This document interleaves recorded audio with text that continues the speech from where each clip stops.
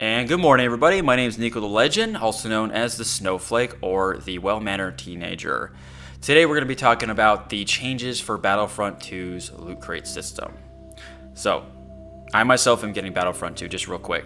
I'm getting it. I'm super excited for a brand new Star Wars game that has a story. We haven't had a Star Wars single-player experience epic proportions since Force Unleashed 2, which was a while ago. And our latest one was supposed to be Battlefront 1, and then before that Star Wars 1313, but we never got those single-player campaigns that we were supposed to get. And then, a real quick summary on what this Loot Crate changes are. These changes are: EA released a beta for Star Wars Battlefront 2 not too long ago, maybe about a month ago, and they decided to put in their Loot Crate system in their beta. This open beta. They wanted to put their Loot Crate system. They wanted people to spend real money. So the game's progressional system works like this. You can save your hard-earned credits during your matches and playtime or whatever you want to call it, and you can spend money. Get these Loot Crate items that help make your character stronger or better or cosmetically cooler or aesthetics. And then you have the option to spend real money on the same stuff and epic stuff, epic gear, epic tier, as they call it, epic star cards.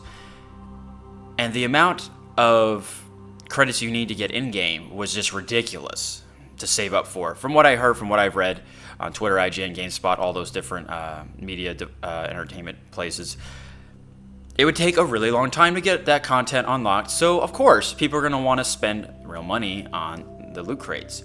So that triggered so many people. So many people were upset about that, and EA definitely heard it.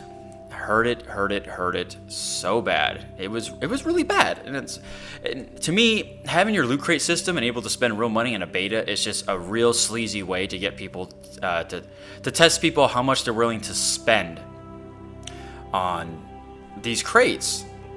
And it's a real fucked up scheme. It's preemptively. It's like, but now since they've gotten so much heat for it, and just obviously people have spent money, and now they're going to do these changes, and I'm glad. But is it enough? I'll let you guys decide. I think it's enough, personally, because I'm getting the game. If you haven't pre-ordered the game, get it, pre-order it. If you love Star Wars, if you want to play the new campaign, which looks epic and everything, it looks an amazing Star Wars experience, despite the Loot Crates. Microtransaction bullshit. But that's just the EA standard now. If you pre-order it now, you get it November 14th, early access. And yeah, you get to play it a few days early, and then it comes out officially on the 17th, and you get all your pre-order bonuses and blah, blah, blah. Okay. So now let's talk about the changes. EA has finally addressed the issue with the Loot Crate system. They finally, they listened, and they've done quite a bit of changes. So I'm gonna read the changes to you right now. This is gonna be just a quick rundown. You guys can obviously check out the links below and read the article yourself. Although it doesn't really dive in too much of what exact guns are gonna be in the crates, specifically. But you can get an idea, and I don't think they would want to spoil what type of guns you can get, what epic stuff. But I'm sure whoever's played the beta will probably understand what type of guns that I'm talking about, or costumes or abilities or star cards, epic star cards. So let's dive right into these changes. All right. Courtesy of EA. Oh, you curtsy bastards. You're so curtsy to Andromeda, aren't you? Epic star cards, the highest tier of star cards available at launch, have been removed from crates. To help keep everyone on a level playing field, these star cards will primarily be available through crafting, with the exception of special epic star cards available through pre-order, deluxe, and starter packs. You'll need to reach a certain rank to craft upgraded star cards. You won't be able to buy a bunch of crates, grind everything up into crafting materials, and immediately use them to get super powerful star cards. You can only upgrade the ability to craft higher tier star cards by ranking up through playing the game. Sounds like Call of Duty, anyone? Weapons are locked behind specific milestones. While a select few will be found in crates, the rest can only be obtained by play. Want to unlock a new weapon for your heavy? Play as a heavy and you'll gain access to the class's new weapons. Makes sense. Class-specific gear and items can be unlocked by playing as them. As you progress through your favorite class, you'll hit milestones granting you class-specific crates. These will include a mix of star cards and crafting parts to benefit your class's development. Now here's just an additional statement that IGN is saying. EA has also reaffirmed that all upcoming weapons, maps, heroes, and vehicles introduced in Star Wars Battlefront 2's post-release content will be free. There's no more season pass for this game. No, none. There's no season pass, and obviously this takeaway is this takeaway causes the game to have microtransactions in it, because Battlefront 1 didn't have any. Not even, no. So there you guys have it. We know a little bit more on how they're changing it. And like I said, they didn't go specifically in depth on what these cards contain and everything, because crates are supposed to have a mystery in it, right? You open it up and you find, oh, this is cool, I got this. They don't want people to stray away from playing these certain classes. They don't want to alienate people that much. But I'm just glad that the best cards you can get in the game are removed from crates. Now, why they put that in the beta, I don't understand, because like they said, the meta is so real when it comes to that it's just like, like they were saying, you buy a bunch of crates, you grind everything into crafting materials, immediately use them and get powerful star cards. It's just already unbalanced. So this was the thing I was worried about. I mean, I myself am pretty well versed in shooters. I can hold my own, and I can't wait to play with some of you guys on the battlefield if you're getting it. Not Battlefield 1, just on the Battlefront. There we go. And I wouldn't be afraid to take on these guys, but although you don't want it to be overbalanced, so that really was going to be the tipping point. And I know this isn't going to be enough for people to, after they played the beta, they got a reaction. They got their first impression. Because, EA likes to do this stuff. They like to fuck over companies. They like to fuck over players. That's what their reputation has been known for. All because they want money. They want to make back what they spent.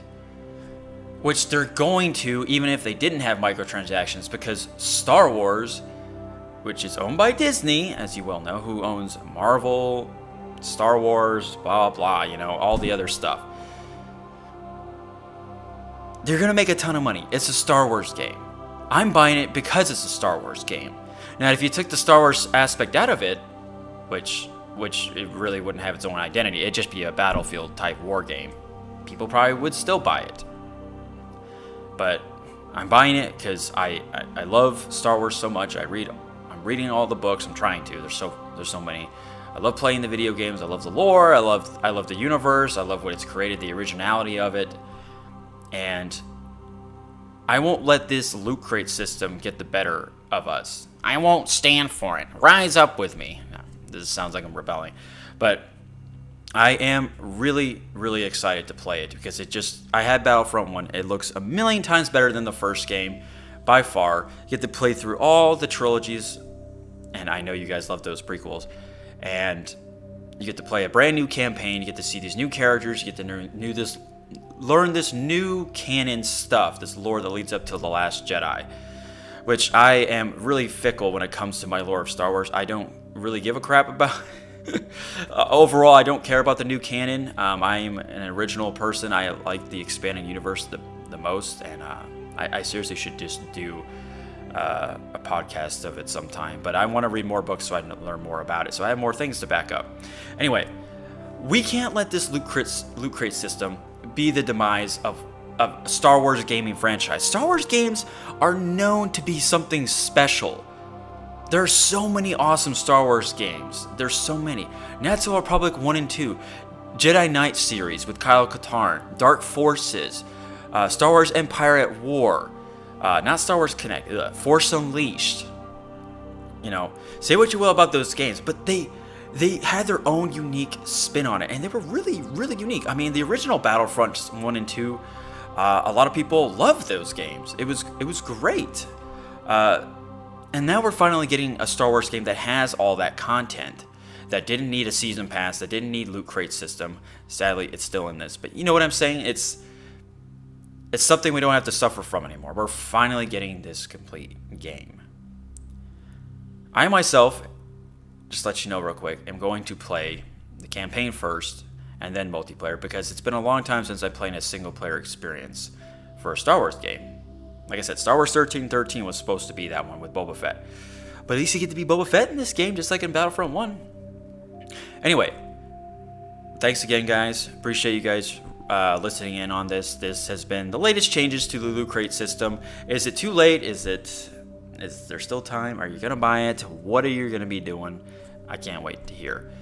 Thanks again, guys. And like I said, remember, it's EA. They love to do this shit. They love to destroy companies and destroy employees at the same time. And they won't stop until they get that money. It's really hard. I just cringe every time I see the word EA, you know? It's going to suck seeing it on the Star Wars game, but you know what? I'm just going to pretend that they don't exist. It's going to be hard with those Loot Crates. Anyway, take care, guys.